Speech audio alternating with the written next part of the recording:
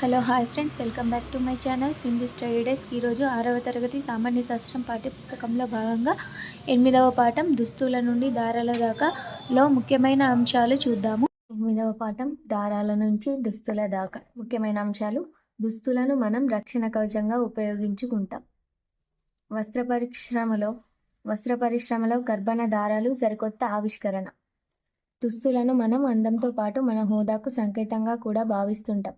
బట్టల ఎంపికలో ఒక్కొక్కరి అభిరుచి ఒక్కో రకంగా ఉంటుంది. కొంతమంది పల్చగా లేత రంగుల్లో మెరిసిపోయే బట్టలను ఇష్టపడితే ఇంకొందరు మందంగా గరుగ్గా ముదురు రంగుల్లో ఉండే బట్టలను ఇష్టపడతారు. బట్టల కొనుగోలులో మన రంగు రూపంతో పాటు కొనుగోలు స్తోమత కూడా కారణాలుగా కనిపిస్తాయి. మీకు తెలుసా? మీ పుస్తకాల సంచి తయారు చేయడానికి ఉపయోగించే గుడ్డ ప్రత్యేకంగా ఉంటుంది. అలాగే దుప్పట్లు, దిండు గలీబులకు వాడే గుడ్డ మరొక రకంగా ఉంటుంది. దుస్తుల తయారీకే కాకుండా జెండాలు, బ్యానర్లు, కిటికీ తెరలు, పుస్తకాల బైండింగ్లలో కూడా రకరకాల గుడ్డలను ఉపయోగిస్తారు. బైండింగ్లో ఉపయోగించే గుడ్డను కాలికో అంటారు. పట్టుపురుగుల నుంచి పట్టు తీసినట్లుగానే సాలెపురుగు నుంచి కూడా పట్టును తీయడానికి శాస్త్రవేత్తలు కృషి చేస్తున్నారు. పాలిస్టర్ గుడ్డ కన్నా నూలు గుడ్డ మందంగా ఉంటుంది. నూలు గుడ్డలు ముతకగా బరువుగా కూడా ఉంటాయి.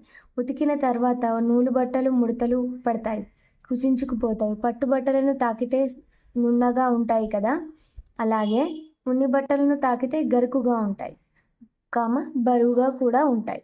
నూలు, ఉన్ని, పట్టు, పాలిస్టర్ మొదలైన గుడ్డల వస్త్రాల ధర్మాలు తెలుసుకుందాం. వస్త్రాలు ఎలా తయారవుతాయి? ఏ రకమైన గుడ్డను చూసినా అది ఒకే ముక్కగా పెద్దదిగా కనిపిస్తుంది, కానీ అవి అలా తయారుగావు. గుడ్డలో ఏముంటాయట? దారాలు ఉంటాయి. ఇది కృత్యం. ఈ కృత్యం చేయాల. నెక్స్ట్ దారాలు రకాలు. కొన్ని దారాలు పత్తి, జనుము మొదలైన మొక్కల నుండి తయారవుతాయి. పట్టు, ఉన్ని లాంటి వస్త్రాలను తయారు చేయడానికి ఉపయోగించే దారాలు జంతువుల నుంచి తయారవుతాయి. ఇలా మొక్కలు, జంతువుల నుంచి తయారయ్యే దారాలను సహజమైన దారాలు అంటారు. ప్రస్తుతం సహజ దారాలతో పాటు రసాయన పదార్థాలతో చేసిన దారాలతో కూడా వస్త్రాలు తయారు చేస్తున్నారు. పాలిస్టర్, టెర్లిన్, నైలాన్, అక్రిలిక్ మొదలైనవన్నీ ఇలాంటివే. వీటిని కృత్రిమ దారాలు అంటారు. మీకు తెలుసా? ఆదిమ చెట్ల ఆకులు, జంతువుల చర్మాలను దుస్తులు ధరించేవారు కదా. పూర్వకాలంలో లోహాలతో కూడా దుస్తులు తయారు చేసేవారు. యుద్ధంలో పాల్గొనే సైనికులు ఇనుము లాంటి లోహాలతో తయారైన తొడుగులను ధరించేవారు. ఇలాంటి దుస్తులను చారిత్రక వస్తు ప్రదర్శనశాలలోను, టెలివిజన్ కార్యక్రమాల్లోనూ చూడవచ్చు. ప్రపంచంలో ఎక్కువ వినియోగించే ఉన్ని వస్త్రాల తయారీకి గొర్రెల ఉన్నిని ఉపయోగిస్తారు. పట్టు వస్త్రాలు నునుపుగా జారే స్వభావం కలిగి ఉంటాయి. నూలు వస్త్రాలు నునుపుగా ఉన్నప్పటికీ ముతకగా మందంగా ఉంటాయి. కృత్రిమ వస్త్రాలను కాల్చితే ఘాటైన వాసన సహజ దారాలు.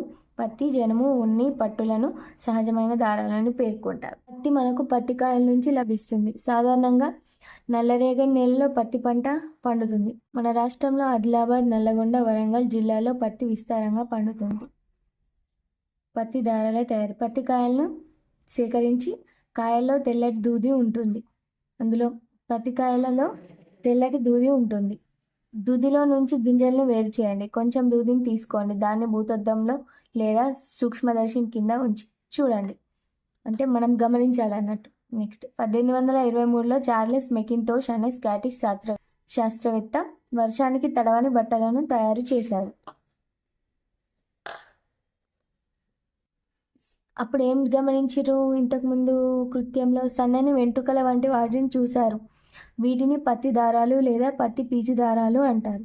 పత్తి కాయలు బాగా పండిన తర్వాత పగిలిపోయి విచ్చుకుంటాయి. ఈ దశలో మనకు తెల్లగా ఉండే పత్తి కనిపిస్తుంది.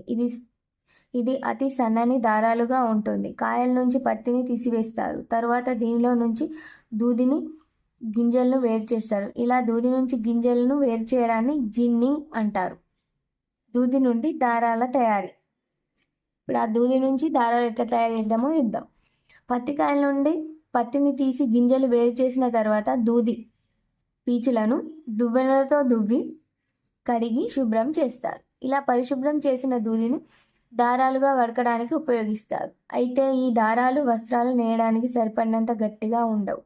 దారాన్ని బాగా పురిపెట్టడం ద్వారా, రసాయనాలను పూయడం ద్వారా దారాలు గట్టిగా తయారవుతాయి. వీటికి రంగులు అద్ది వస్త్రాలు నేస్తారు. ఇక్కడ దీన్ని పురిపెట్టడం అంటారు. ఇట్లా సాగదీస్తున్నాడు చూడండి. నెక్స్ట్ కృత్యం. మళ్ళీ ఒకటి నూలు వడకడం. దూది దారంగా ఇప్పుడు చూడండి, పత్తికాయల నుంచి దూదిని తీసి గింజల్ని ఏరివేసి కొంత దూదిని ఒక చేతితో తీసుకోండి. మరొక చేతి చూపుడు వేలు బొటన వేలుతో కొద్దిగా దూదిని పట్టుకొని మెల్లగా ఇట్లా లాగుతూ ఉండండి. దాన్ని పులిపెడుతూ దూది దారంగా రావడాన్ని గమనిస్తారు. ఇక్కడ చూడండి, ఇట్లా అట్లా చెప్తున్నాడు. ఇలా తయారు చేసిన దారం వస్త్రాలు నేయడానికి తగినంత గట్టిగా ఉండవు కాబట్టి తకిలీ వంటి పరికరాలను ఉపయోగిస్తారు. ఇక్కడ ఉంది చూడండి, ఇది తకిలీ అనే ఒక పరికరం. మీకు తెలుసా, మన రాష్ట్రంలో పత్తి విస్తారంగా పండుతుంది. పొలాలలో పత్తి కాయలు కోయడంలో పిల్లలతో పనిచేస్తున్నారు.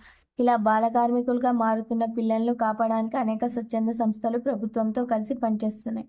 వాల్డో ఎల్ సీమన్ అనే శాస్త్రవేత్త ఫ్లెక్సీల తయారీలో ఉపయోగించే పాలీవినైల్ క్లోరైడ్ కనుగొన్నాడు. స్వతంత్రం రాకముందు కాలంలో ఇలాగే దారాన్ని ఏం చేసేవారు, వడికేవారట. తకిలీలాగే చెరక లేదా రాట్నం కూడా ఉపయోగించి దారాన్ని వడికేవారు. మీకు తెలుసా, స్వతంత్రోద్యమ కాలంలో జాతిపిత మహాత్మా గాంధీ స్వయంగా ఇళ్లలో నేత మగ్గాలతో నేసిన బట్టలే ధరించాలని పిలుపునిచ్చారు. ప్రజలు స్వదేశీ ఉద్యమంలో భాగంగా విదేశీ వస్తువులను, దుస్తులను తగలబెట్టారు. జనపనార. పత్తిలాగే జనపనార కూడా నేయడానికి ఉపయోగపడుతుంది. దీన్ని బంగారు దారం అని కూడా పిలుస్తారు. అయితే జనపనార దారాలు పత్తి దారాల్లా ఉండవు. ఇవి గట్టిగా, బలంగా, గరుకుగా ఉంటాయి. అందువల్ల బట్టలు నేయడానికి ఉపయోగపడవు. మీకు తెలుసా, మన రోజువారీ అవసరాలకు ప్రతిదానికి పాలిథిన్ సంచులను ఉపయోగిస్తుంటాం. ఇవి నేలలో సులభంగా కలిసిపోవు. మన పర్యావరణానికి ప్రమాదం కలగకుండా ఉండాలంటే మనం పాలిథిన్ సంచులకు బదులుగా గుడ్డ సంచులు వాడటం అలవాటు చేసుకుందాం. జనుము దారాల తయారీ. జనుము మొక్కలను కోసి నీటిలో కొన్ని రోజుల పాటు నానబెడతారు. ఇలా నానడం వల్ల కాండం మీద ఉండే బెరడు చీకిపోతుంది. దాన్ని వేరు చేయడం సులభమవుతుంది. దీన్నే జనపనార అంటారు. కాండం నుండి దారాలను వేరు చేసి జనుము దారాలను తయారు చేస్తారు. దీనిని దువ్వి శుభ్రం చేస్తారు. ఈ శుభ్రమైన జనపనారతో గోనె సంచులు తయారు చేస్తారు. జనుము దారం ఎలా ఉంటుంది? జనపనార దారం సన్నని దారాలతో తయారైనట్టుగా ఉంటుంది. వెంట్రుకల వంటి సన్నని దార పోగుల వలె జనపనార పీచు పదార్థం.